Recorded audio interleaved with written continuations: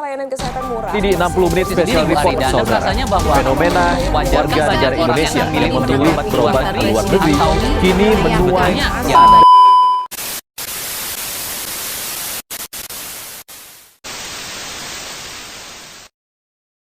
Assalamualaikum warahmatullahi wabarakatuh. Halo teman-teman semua. Nah, gimana? Udah pada lihat belum cuplikan pada opening tadi? Pada cuplikan tersebut dapat kita lihat bahwa banyak sekali masalah-masalah biaya kesehatan yang ada di Indonesia. Padahal, seperti yang kita ketahui, kesehatan, pelayanan kesehatan, dan akses kesehatan merupakan hak asasi setiap manusia. Dan parahnya lagi, biaya kesehatan menjadi hambatan untuk kita mendapatkan akses pelayanan yang setara. Oleh sebab itu, kali ini saya, Ria Rizky, dengan NIM 185 dari kelas 3A, Program Studi Ilmu Kesehatan Masyarakat Universitas Jambi, akan menjelaskan tentang biaya kesehatan. Nah, apa saja yang akan saya bahas? Simak video penjelasan berikut.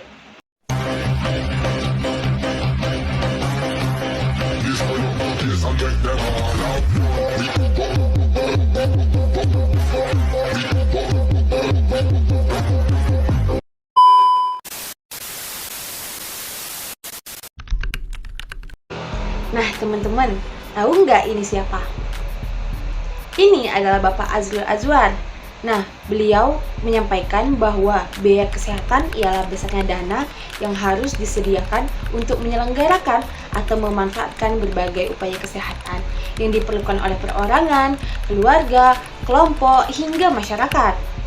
Nah, di dalam pembiayaan kesehatan ini tentunya memiliki syarat pokok yang dimana untuk menentukan baik tidaknya suatu pembiayaan kesehatan. Nah, beberapa syarat pokok tersebut adalah 1. Jumlah.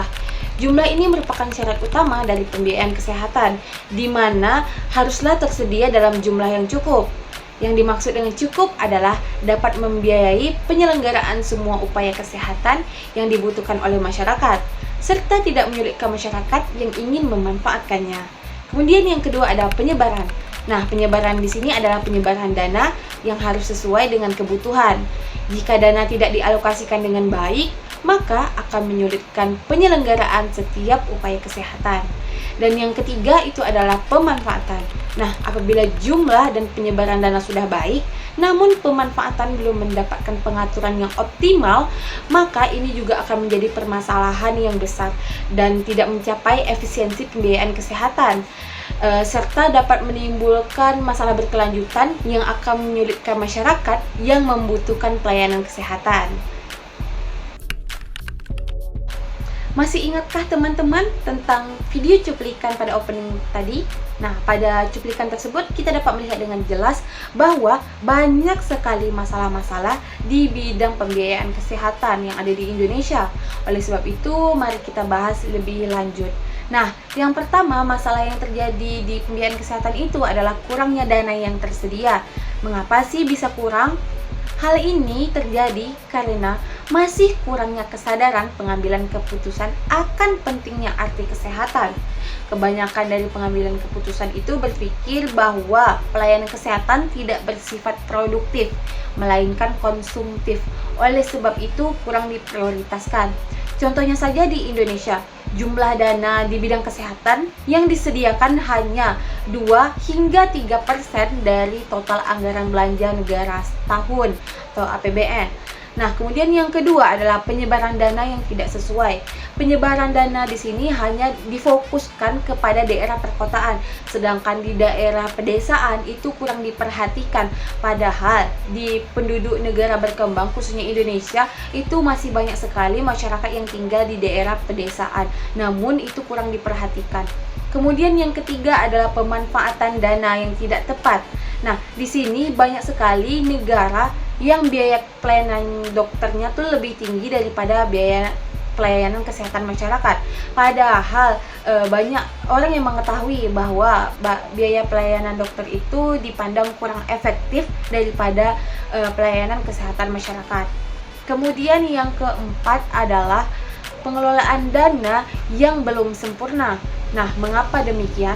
Hal ini terjadi karena pengelolaannya memang belum sempurna, baik dari pengetahuan, keterampilan yang masih terbatas, juga sikap serta mental para pengelola dalam mengelola dana tersebut sehingga belum sempurna.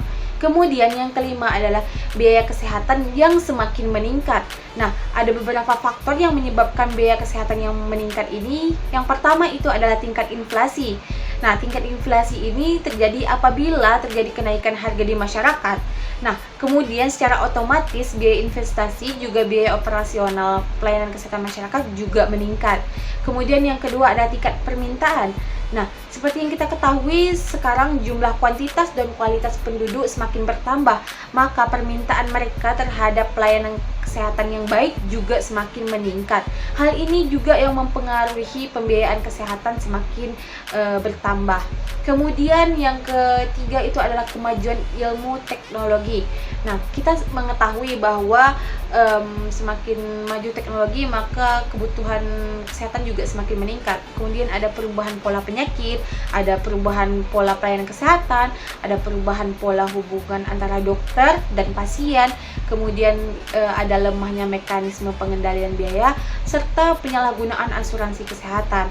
Nah, itu merupakan salah satu penyebab mengapa biaya kesehatan semakin naik di Indonesia.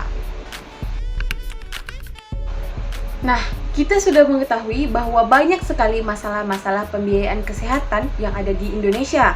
Tentunya kita juga harus mengetahui upaya apa saja yang kita lakukan untuk mengatasi masalah-masalah tersebut.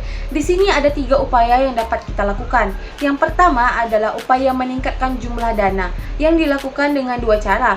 Yang pertama adalah terhadap pemerintah. Kita bisa meningkatkan alokasi biaya kesehatan dalam anggaran pendapatan dan belanja negara atau APBN. Kemudian yang kedua, terhadap badan-badan lain di luar pemerintah. Misalnya bisa menghimpun dana dari sumber masyarakat, serta bisa meminta bantuan dari luar negeri. Yang kedua adalah upaya memperbaiki penyebaran, pemanfaatan, dan pengelolaan dana yang dilakukan dengan 2 cara juga. Yang pertama itu kita bisa melakukan penyempurnaan sistem pelayanan kesehatan. Yang kedua itu kita bisa melakukan peningkatan pengetahuan dan keterampilan tenaga pengelola kesehatan. Kemudian yang ketiga adalah upaya pengendalian biaya kesehatan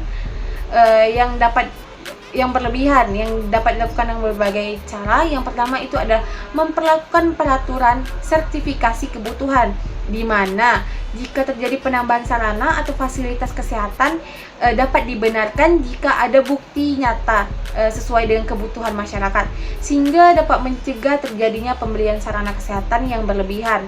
Kemudian yang kedua, itu melakukan studi peraturan kelayakan, di mana penambahan sarana dan fasilitas yang baru hanya dibenarkan apabila ada bukti bahwa sarana dan fasilitas pelayanan kesehatan tersebut dapat menyelenggarakan kegiatannya dengan tarif pelayanan yang bersifat sosial. Nah, kemudian yang ketiga adalah memperlakukan peraturan pengembangan yang terencana, di mana penambahan sarana dan fasilitas kesehatan hanya dapat dibenarkan apabila sesuai dengan rencana pengembangan yang sebelumnya telah disetujui oleh pemerintah.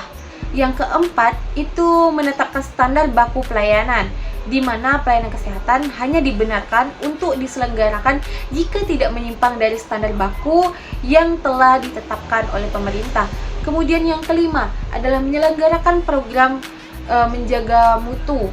Kemudian yang keenam, menyelenggarakan peraturan tarif pelayanan, dan yang terakhir itu adalah asuransi kesehatan. Nah, tadi adalah upaya-upaya yang bisa kita lakukan untuk mengatasi permasalahan biaya kesehatan yang ada di Indonesia.